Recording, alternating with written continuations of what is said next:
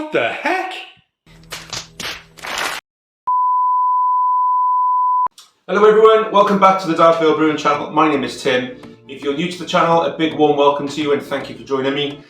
If you're a repeat victim of my dodgy videos, hello again, good to see you, thank you for sticking around.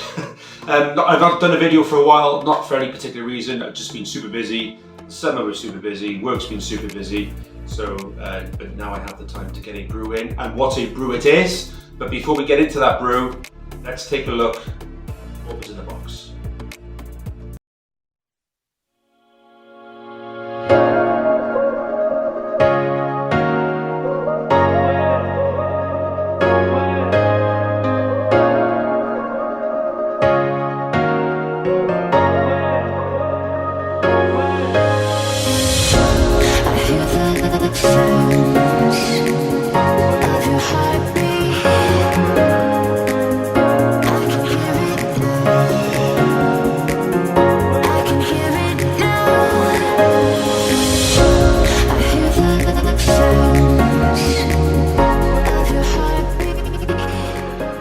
Yes, it's a winter ale kit, and not just any old winter ale, it's a limited edition winter ale.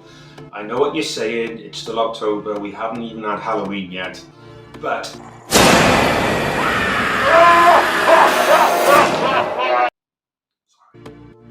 If you are serious about doing a brew for the festive and winter period, now's the time to do it, because you need to let the brew... Well, you need to brew it first of all, because that'll be handy, won't it? Because you can't do anything unless you brew the bloody thing. But we need to get it brewed, then we need to decant it into kegs, bottles, or a pressure keg. You want to give that time to mature, time to clear, so when it comes round to the big day or the winter season, it'll be absolutely spot on. So yeah, it's a limited edition winter ale, and here it is.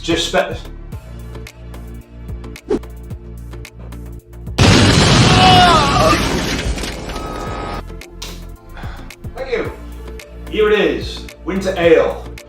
Whoa. So, we have, what do we have? Let's have a look. We have a limited edition winter ale from Muntons. It's part of their connoisseurs range. Their brewery does all sorts of different ranges. I've already done one of their handcrafted winter ales, which you can watch either there or down there, or wherever else you can find it. I did that a couple of years ago. That was really good. I enjoyed that one. But this is the first time I've done a connoisseur's beer.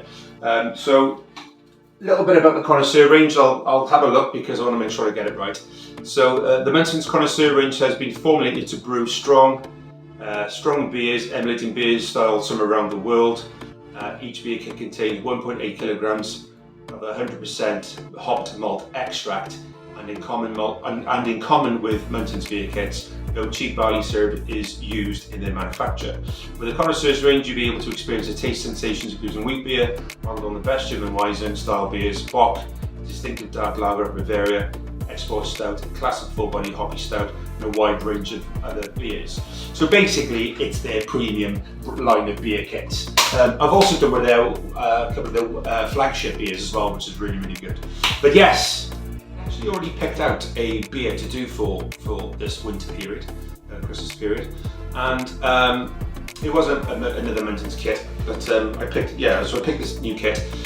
But those lovely people at Muntons, so Melissa, Tracy, and all the gangs at Muntons Home Brew said, Tim, don't bother doing that. We've got something extra special that we want to send out to you for this Christmas, and this is where this bad boy comes from. So it's brand new for 2023.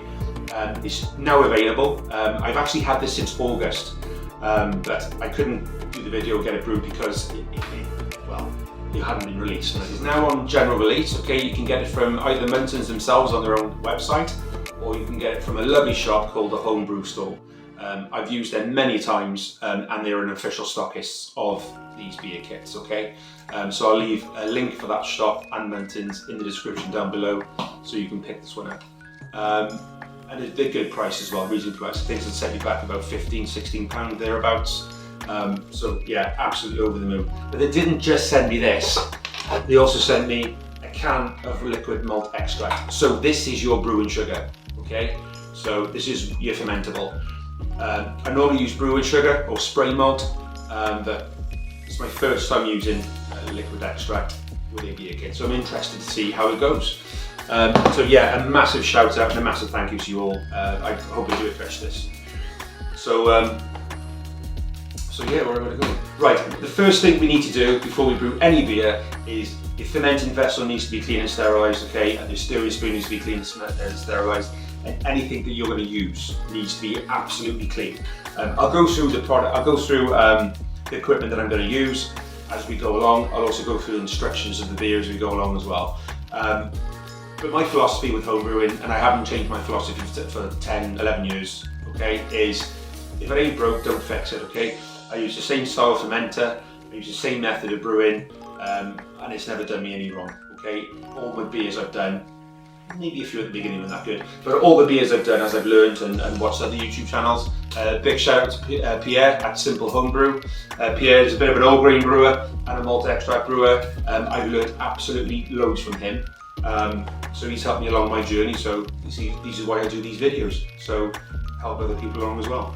Got off on a right tangent now, haven't I? Right, so they're all right. Fermenters cleaning and sterilising upstairs. These bad boys contain malt extract, which is like treacle, okay? So these need to go into some boiling water for about 10 minutes, okay? Soften everything up, and then they'll open these cans up, and then they'll start tipping in the goodness, okay? So without further ado, without me going on too much, enough talk, let's get on brewing. Catch you in a bit, or see you now in a minute. Yeah, that's better, see you now in a minute. Enough talk! Okay, if you see a cat, you can't control the buggers. Right, I've put 2 kettles worth of boiling water in here. I'm about to put the third in, and then I'm going to get the malt extract from the sink, and we're going to start pouring them in. Worthy of note, okay, if you haven't quite cleaned the fermenters enough, it doesn't matter, because the boiling water we're putting in here is going to kill anything anyway. So if you haven't quite give it a good enough clean, the boiling water should sort it out. Okay, but as you can hear, the last kettle of water is on the boil. I'm going to go and get the cans open, bring them out, and then we'll get ready to start putting them in. Nice and warm. I might advise that when you take it out the sink, you take the paper off, because it's been sat in water, the paper just becomes loose. But as you can see, look at that, that's just pouring out absolutely. Oh, it smells amazing. Look at that, that is absolutely stunning. Oh. Give that a quick stir, just to get the groupiness sorted. That smells immense, absolutely immense. So what we want to do now is we want to get some more hot water, because we want to get all the goodness out of here. You can see you've got quite a lot of goop left in there. We want as much out of there as we possibly can. So yes, more hot water.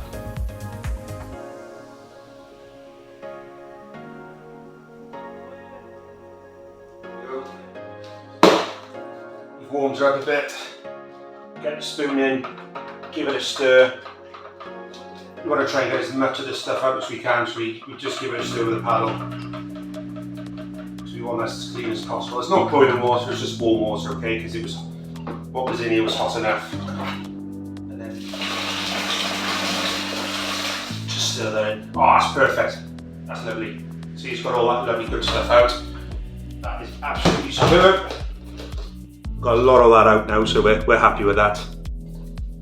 So, on with the next step. Smells amazing, absolutely phenomenal. And I'll take all the paper off, because if you don't, like I said before, because the paper is wet, you'll start to tip it and the paper will slip and you'll cause a mess. Let's get it in there.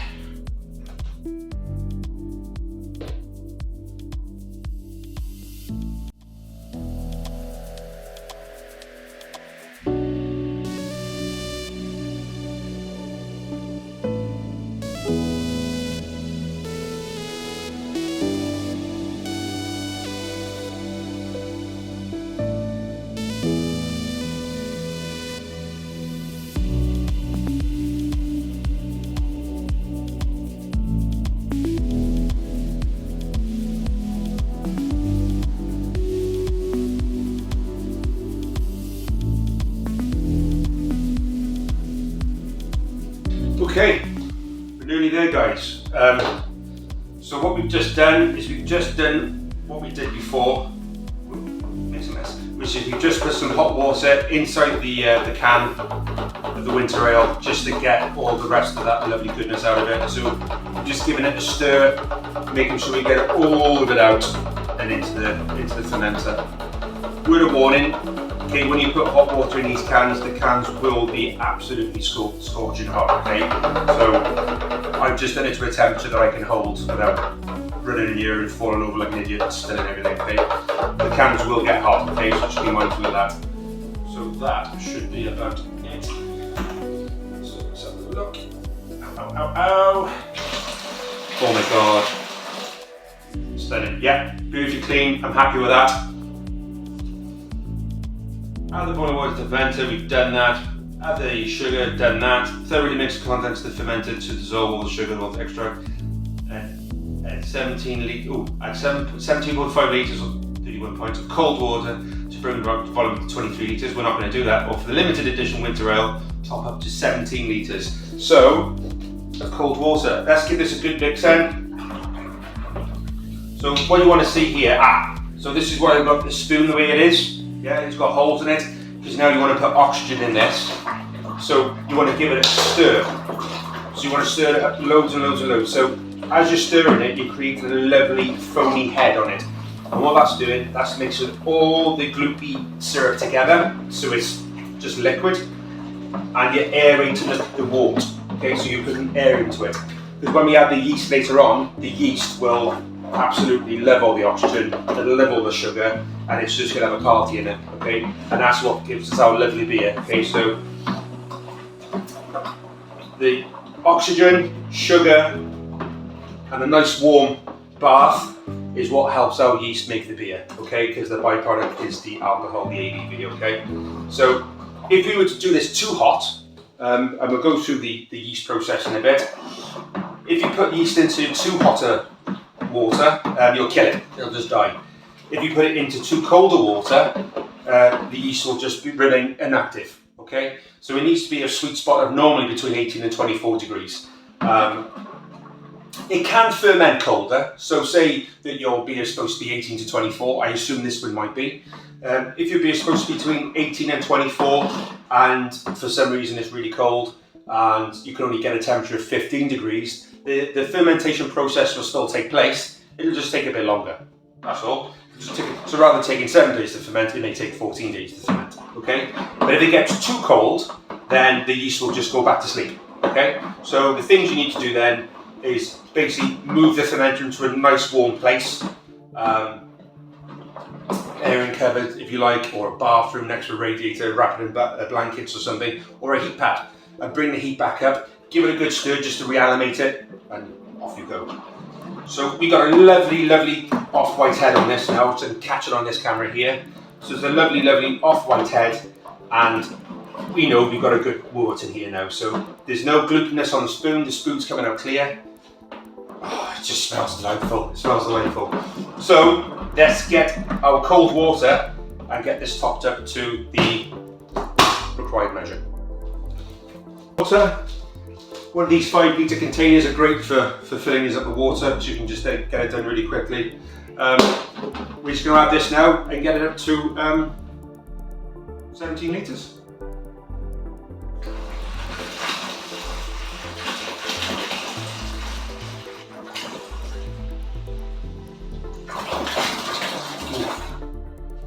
Okay, the one thing I always do when I'm filling up with water is I try and tip it in from a height, because as the water splashes in, again it creates more oxygen. The water splashing into the wort creates more oxygen again, so the more you can stir this up, the better.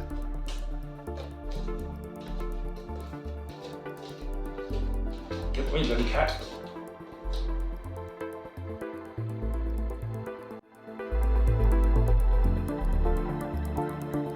Okay, touch more and we're where we want to be.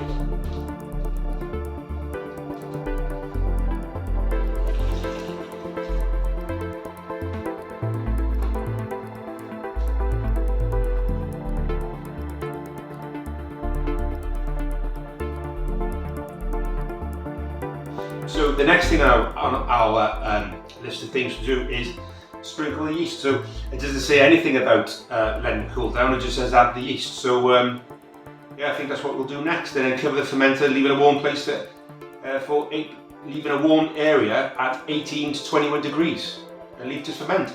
Fermentation is complete when the bubbles cease to rise, usually 4 to 6 days, or if you use a hydrometer, when the gravity remains constant at a figure below 1008. So this is the most important thing about beer making, guys, okay? So this is one of the essential bits of kit you're going to need. It's called a hydrometer. Actually, let me just cover that because whilst I'm talking, things are going in it. It's called a hydrometer, okay? That's that device here, and I'll show you how to use it shortly. But basically, what I said earlier about having a tap on the bottom of the fermenter, yeah, is you can pour beer into this to a level, you drop this in, and then it'll give you a reading, okay? You note that reading down. So say for instance, this could be 10:44, for argument's sake, okay? And they say here, when your beer fermentation is finished, when the beer reaches a level of 1008. So in 4 to 6 days time, you'll do another reading, so you pour more beer into here, drop it in, and you're looking for that difference in the reading, look for that 1008, okay? Then, using an ABV calculator, you put your starting gravity in, which is the 1044, your finishing gravity in, which is 1008, for argument's sake, okay? And the difference between that is what gives your ABV, okay? So that is quite important. That's when you know that what ABV your beer will be, whether it's 6%, 4%, whatever, okay? So what I'm gonna do, before I put the yeast in, I'm just gonna give it a good stir, and then we'll do the yeast addition. So I'm just gonna give it a good stir, just to make sure it's nice and frothy, nice and foamy. So we're looking really, really, really good here at the moment. I'm liking it. I scrape the spoon on the bottom, just feel if there's any just make sure it's all mixed in, make sure there's no gloopy syrupness at the bottom. There isn't, it's all nice and free flowing. So we know that we've got a good mixture. So, don't want to get sticky floors. He says, right, okay, time to do the yeast. So let me just dispatch this to there. Now, when you add the yeast, there's no need to stir it. And when you add the yeast, I never stir the yeast in, okay? I just sprinkle it in and I just let it be, okay? If you stir your yeast in, all you're going to do, you're going to create a whirlpool in your fermenter, and the yeast is just going to go and stick to the side of the fermenter. It's not going to fully integrate into the water, okay? So, and it's the same if you're doing hops. If you use any home brewing kits with his hop additions, same sort of thing. If you put hops in the beer, then you give it a good old bloody stir, the hops is just going to go and stick to the side of the fermenter. It's not going to integrate into your beer, and you're going to get crap flavours, all right?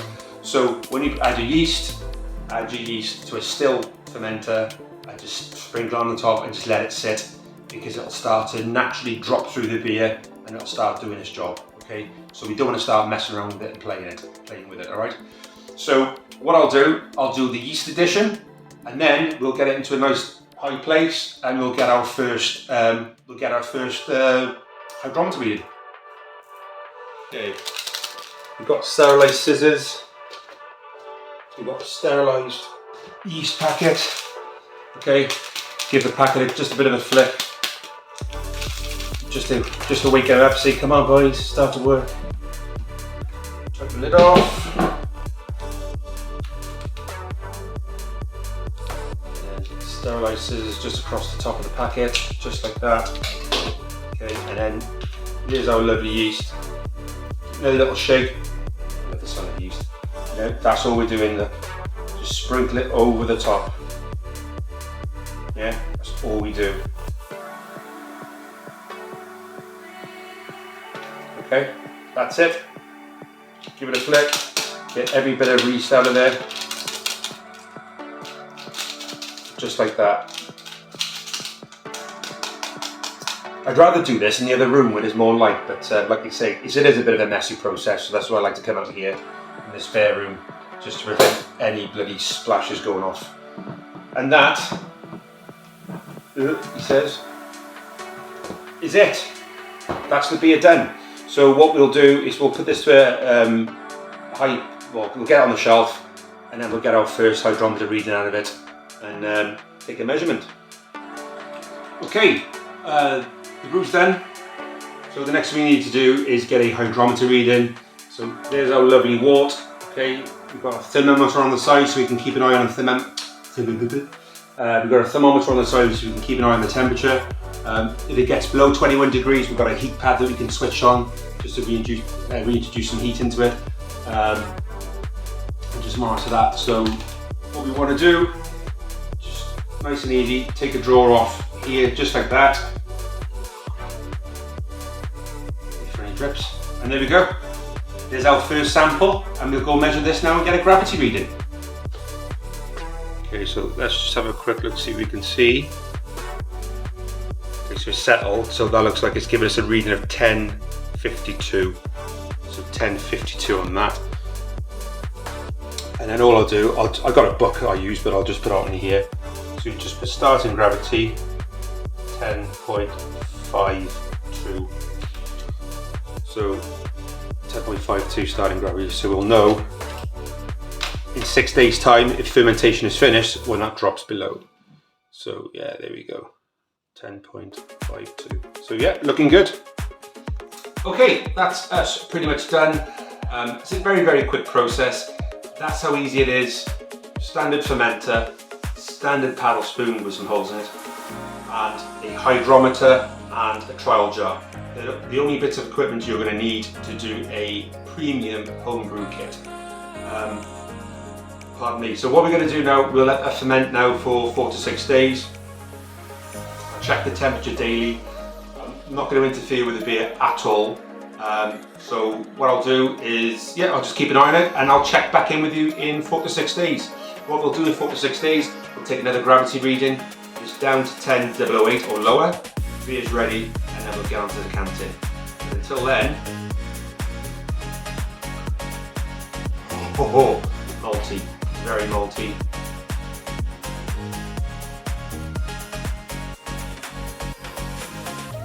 That's gonna be good. That's lovely.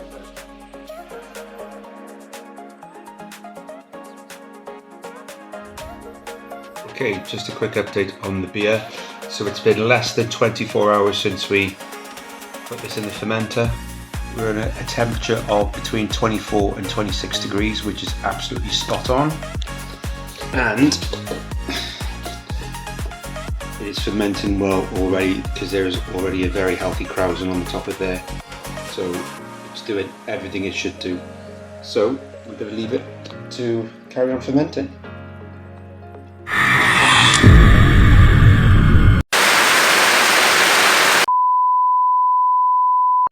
Okay, so the beer is done. Here it is. We've tested it. The final gravity of this beer was 10.12, so 1012. Okay, so that's come down from it's come down from 1052 to 1012.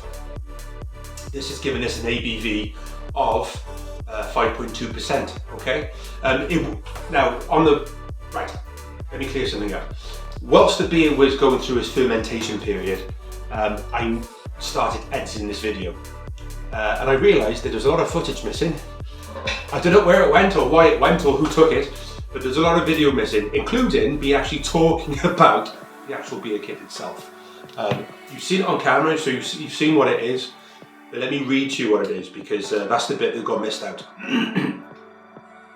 So, the limited edition winter ale kit from Muntons. Thank you very much again, Team Muntons, much appreciated. It's a 17 litre beer kit, okay? So this will make you approximately 30 pints of the stuff, okay? It comes in about 6% ABV, that's approximate, okay? So it doesn't mean it's gonna be 6% because it all depends how you brewed it, all depends on your water, temperatures, etc, etc. Now I actually added an extra litre of water to the, excuse me for sniffing, I've got an awful cold as you can probably tell. I haven't washed my hands before I do anything sanitary. But anyway, I actually added an extra litre of water just to cover for any wastage and testing, okay? Which I normally do. I'll stop doing that. But yeah, anyway, I digress. I missed a whole load of stuff off, okay? So it makes So it's approximately 6% ABV. This is 5.2, which is close enough. And to be fair, 5.2 is plenty strong enough. Okay. But this is what it tastes like. This is what it should taste like. Okay. Muntons Connoisseur Limited Edition Brew is a lightly spiced British ale that has subtle hints of cardamom and coriander with a robust hoppy flavour.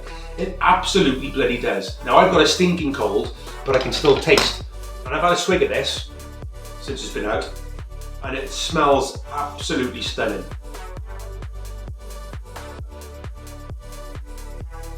It tastes like an awesome brew. Do you know what? At the moment, I'll be honest, the way that tastes, it kind of tastes like a hobgoblin, the ruby hobgoblin. It's a bit dry, it's a bit definitely spicy, definitely cardamom-y, coriander-y, but it's got that autumnal warmth in it. You know, when it settles on the back of the tongue, it's like you get these little after spice notes on it. It's absolutely superb, and that's not even finished properly yet. No, it's not finished properly yet, and it tastes absolutely phenomenal. It really, really does. But I know it's going to taste even better once it goes in for secondary fermentation. So that brings me on to our next point. The beer is finished. It's stuck at, right, yeah, it's stuck at 10, 12. So it's been there for about 3 days. So I did warm it back up, give it a bit of a stir, but the gravity stayed as it is, 10, 12. Okay, so we know fermentation is over. Even though it hasn't dropped to 10.08, once it's stopped in a state that's settled for a couple of days, that's fermentation done. It's not going to start again. Pardon me. So yeah, that brings us on to our next task, and our next task is decanting it. So this is where you need to decide as a brewer where you're going to put your beer. You're going to put it into a great big pressure barrel. You know, you put the whole 17 litres in a pressure barrel, or are you going to bottle it? Or are you going to use mini kegs like I'm going to do? The choice is yours. There's pros and cons with all of them. Okay, big pressure barrel, happy days. Okay, stays in the house, doesn't have to go anywhere. You can gas it at the top with a CO2 bulb. Everyone's a winner. Okay, the only problem with that is you can't take it anywhere. Okay, bottling's absolutely great. Yeah, you got those novelty Grolsch bottles with a flip top, makes a nice little pop when it opens, and you can take those things anywhere. Only issue with bottles is it's a faff. It's an absolute faff. You've got to clean every single bottle, you've got to rinse every single bottle. It's just a pain, an absolute pain in the ass. And if you've only got clear white bottles and not brown bottles, you risk those bottles skunking. And you know what skunking is? When the beer gets in the sunlight, the UV light of the sun messes around with the beer, and then when you open the beer, it basically smells like you've opened a bottle of fire gas. Okay, it ain't good. So I try to go away from bottling. So I'm going to use my method, which is mini kegs. Okay, and no, this is not a pale ale from Ludlow Brewery, although highly recommended. Ludlow Brewery, massive smash out to you guys. Massive shout out to you guys. This beer was absolutely stunning. Very, very light pale ale, but kegs are reusable. I've got Hobgoblin kegs, I've got Warsteiner kegs, I've got Budvar kegs. They're all reusable. Once you've used the beer, push that little doohickey back in there. You never have to touch that again. They don't leak. Okay, they absolutely do not leak. What you then need to do is you need to get a cloth and a screwdriver or some other type of device, and you need to very, very carefully remove the black and red cap at the top, which you use to turn the air to get the air in so you can pour the beer out. They're removable, so just take those out, okay? But be very careful not to scratch this, because if you scratch this aluminium, it'll rust. You can clean it. I've treated some of the ones I've done with a bit of paint in it. They've always been fine. Then what you need to do is give these a bloody good clean out. Pardon me. Fill them with warm water, tablespoon or a teaspoon of sanitizer sterilizer. Give it a good old bloody stir around, leave it for 5 or 10 minutes. Rinse it out, okay? Get everything out of it, rinse it out clean, okay? This is then ready to use, okay? So, each keg, so we're going to use 3 kegs. We're going to have 3 full kegs, and the 4th keg, which will be about half full or a quarter full, something like that anyway. So what we'll do then is we'll put our lovely beer in, but before we do, we're going to put a tablespoon of priming sugar in each keg, okay? Because this is what's called secondary fermentation. So this is where you put your wort into these kegs with a priming sugar, and it secondary ferments, okay? This conditions the beer. this gives the beer an extra bit of flavour. It starts to ferment a little bit more, give you a little bit more flavour out of it, and then the beer will be crystal clear when you're ready to drink it, okay? So once we've filled up these kegs, we need to seal them, and we're going to seal them with these little devices here, okay? These reusable caps, okay? You can see, let me put this down a second. You can see you've got the chamfered edge there, okay? Chamfered edge on there. Bit of food grade grease around there, okay? And it helps it go in to the hole, all right? And then once it's on, this flat piece will sit flush with the keg, all right? And that's it, they're sealed. No air can get in, no air can get out. It's absolutely sealed, absolutely spot on. And then when you're ready to drink it, well, we'll go with that when we do part 2, because I'm not going to do a tasting in this video. This is the part 1. When we do part 2 of this video, it will be the beer's done, the beer's finished, and we're going to get on to drinking it. So yeah, but once you're ready to do that, put the beer spike through the top of that. Basically, he says, as he tries and fights with it, this little piece here, the little centre cap, yeah, which sits in there, this will drop into the beer and it'll stay there until you use the beer, and you empty it again, and your beer spike will fill up that space, and then you can pour fantastic beer from this. Okay. So again, there's 2 options with that. You can use a party tap, which I do have, which will just sit on top of the keg, and you've just got to tap on the side, and it comes out of a nice spout. Beautiful device, fantastic for taking it camping or to barbecues or all that. Or you can use a Beer Monster beer machine, which is what I'm going to use, which is a self-contained home draft system. Okay, but we'll go more into that when we get to part 2. Okay, but for this part, what we're going to do, we're going to get all our kegs that we need. Okay, we're going to clean them, sterilize them, sanitize them, rinse them, bring them back, and then we're going to put prime and sugar them, and then we're going to use the auto siphon to fill these kegs up with this absolutely stunning beer. So while I'm doing that, make yourself a cup of tea, grab yourself a pasty or sandwich. Other foods are available. I'm going to finish that off because that is stunning, perfectly safe to drink.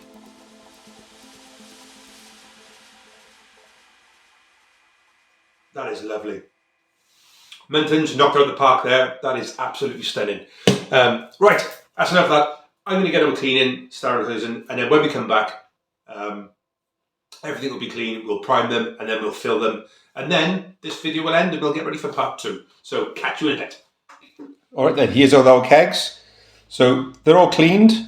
So we just need to put some brewing sugar in all of those, so priming sugar, and we should be good. So we're going to do about a tablespoon of sugar for each keg. So yeah, that's it. But you see what I mean by there? Look, you've got to keep those nice and clean. Little bits of rust there, but they're all nice and clean otherwise. And these are the devices that we're going to use, as I've said. Bear with me. So we got these nice little cool doohickeys. Anyway, right. Enough of that. Let's get on with priming them. Okie dokie. Priming sugar ready. Tablespoon for each. Well, roughly a tablespoon anyway. And we just chuck it in there, just like that. Bit of a rattly job, I know, but yeah, worth doing. So I'll carry on with the rest of that.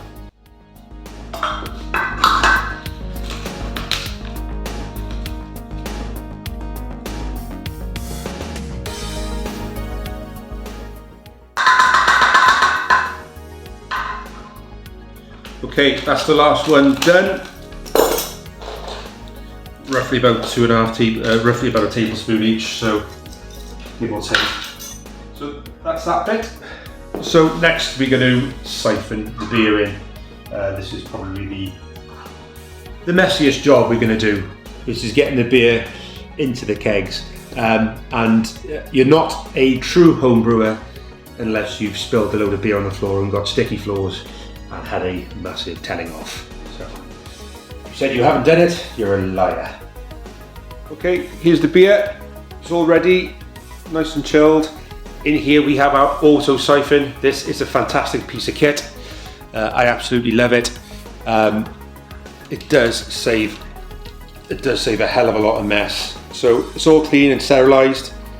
And basically you just drop it in the beer, just like that, and it sits just above the sediment level, so it doesn't draw much sediment in. And then, sorry, dodgy camera angles. You drop the other end. Oops, sorry. You drop your other end into your beer. Sorry, I'm getting camera angles all over the bloody shop here. And it basically here you have the auto throttle, which is a great bit of kit. Very simple in design and very effective. It just stops the flow of beer before it fills up your keg. So that's what we're going to use. So get in as much as we can. And when we're ready, we'll just activate the siphon. And then basically we just want to stop that when it's an inch above the top of the keg. So sometimes if it's a bit of a dark condition, you'll have to guesstimate where it is, but we should be all right. So with a bit of luck, all we should need to do is bring that suction arm back, drop it through. There's one. Whoop. See what I mean about the beer spilling? It does happen. There's two.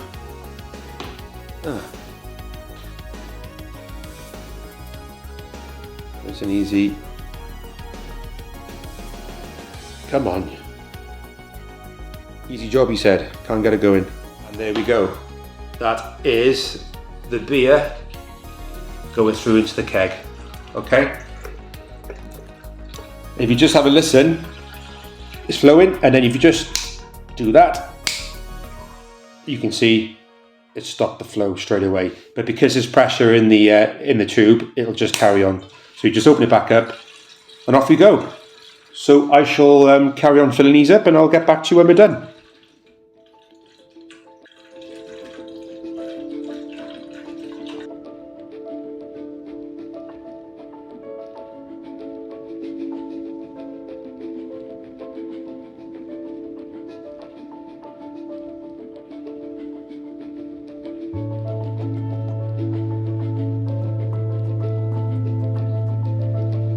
See all that beer just coming out of there, so we'll just maneuver it so we can get the best out of this that we can. Try and get as much beer out as we can, but yeah, it's absolutely flowing perfectly. See, there's the spillage, told you.